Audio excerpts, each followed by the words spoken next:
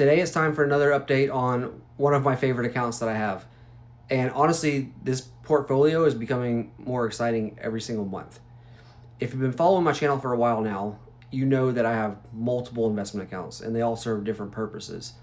My core brokerage is focused primarily on long-term growth. I have retirement accounts like 401ks and Roth IRAs that are designed for the future, but this account has a completely different mission. Its only job is to generate cash flow. Now, this is my dividend brokerage account, and every month I'm very slowly building an income producing machine that I hope will eventually pay me thousands of dollars every single year without me having to ever sell shares. Now, 1 month ago was the last update we did, and this account was worth around $3,900. Today, it's worth $4,302. That's roughly a $400 increase in just 1 month. Obviously, some of that came from market appreciation, not much actually, but the majority came from continuing to invest new money into this account. I told you guys I would put a couple $100 a month into this account as we grow it, and that's exactly how I want this brokerage account to grow. Now, before we get into the numbers, quick disclaimer, this is not financial advice. I'm simply documenting my own investing journey as I work towards financial freedom and showing you guys how I'm doing it. Now, let's start with the current account value, right? The account now sits at $4,302. Overall, I'm up about $46 since starting this portfolio. So yeah, it doesn't really gain much, and June had a huge pullback. Now I know this isn't some massive gain yet, but this account isn't about chasing big returns. It's about building reliable income. That's a completely different objective than like my core brokerage account. The next number I'm really excited about is the dividend income. Last month, this brokerage account was producing $13 a month. 1 month later, today, it's now producing $16.06 a month. That might not seem like a huge jump, but here's the important part. Annual dividend income has now increased from $166 to $192.73. That means this portfolio is now generating over 50 cents every single day. Again, nobody's retiring on 53 cents a day, but that's not the point. The point is that the machine is starting to work.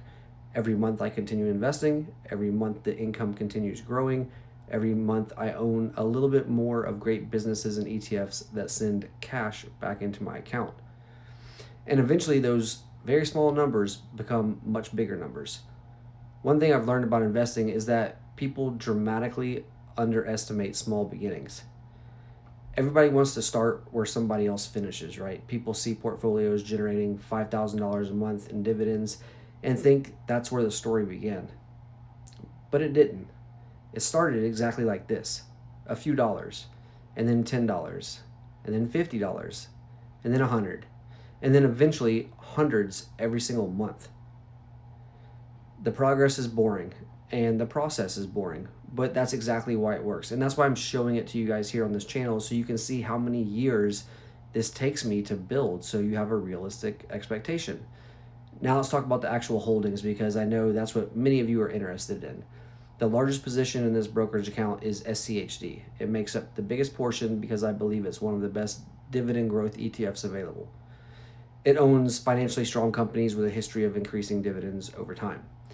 I don't just want high income today. I want higher income 10 years from now. That's why dividend growth is so important to me.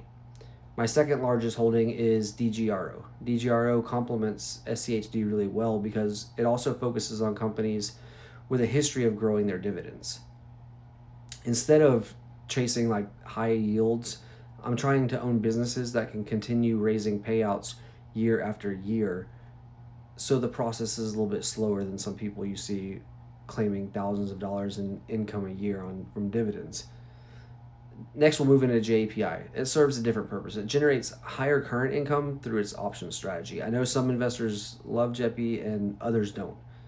Personally, I don't expect huge capital appreciation from it. I own it because it helps boost my monthly cash flow. I also own SPYI. Again, that's another higher income ETF that helps increase the amount of passive income flowing into the account today.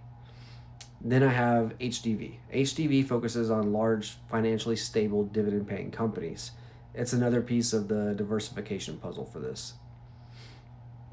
Beyond ETFs, I do also own individual stocks for individual companies. And I believe they can continue paying dividends for many, many years. AbbVie gives me exposure to healthcare. Coca-Cola is one of the most recognizable dividend companies in the world. Chevron and Exxon provide exposure to the energy sector. Realty Income, often called the monthly dividend company, gives me real estate exposure without even owning real estate, and it pays monthly dividends. Johnson & Johnson, household family name, it's a high-quality healthcare name, right? Pepsi gives me another consumer staple business with decades of dividend history. Welltower provides healthcare like REIT exposure. I also own SGOV. Some people might wonder why I have a treasury exposure in a dividend brokerage account. For me, it's simply just another place to park cash while still generating some income with essentially no credit risk. As this account grows, I expect these positions to continue evolving. Some holdings will become larger, others may eventually be replaced. That's just part of managing a long-term brokerage account. One question I get all the time is why I'm even building a dividend account when my growth portfolio has been doing so well. Well, the answer to that is actually pretty simple. I don't want all my money doing the exact same job, right? And the growth account is designed to maximize long-term appreciation. The dividend account is designed to create future cash flow. Eventually, I want this account helping pay my bills, helping fund travel, helping supplement my military pension, helping provide another stream of income in retirement. I don't necessarily want to rely on selling shares every month. I like the idea of income just simply showing up in my account, whether the market is open, closed, up, down, doesn't matter. Another thing I love about dividend investing is the psychological aspect of it. When the market drops, the dividends usually continue getting paid, right? Instead of seeing lower prices as purely negative, I get excited because my new money buys more shares at a cheaper price. More shares today usually means more dividend income tomorrow. That mindset makes it easier for me to stay invested during difficult markets, especially like the month that we had in June. Now let's talk about the long-term goal. The account currently generates, what would we say, $16 every month. My long-term goal is eventually reaching $1,000 a month in passive dividend income.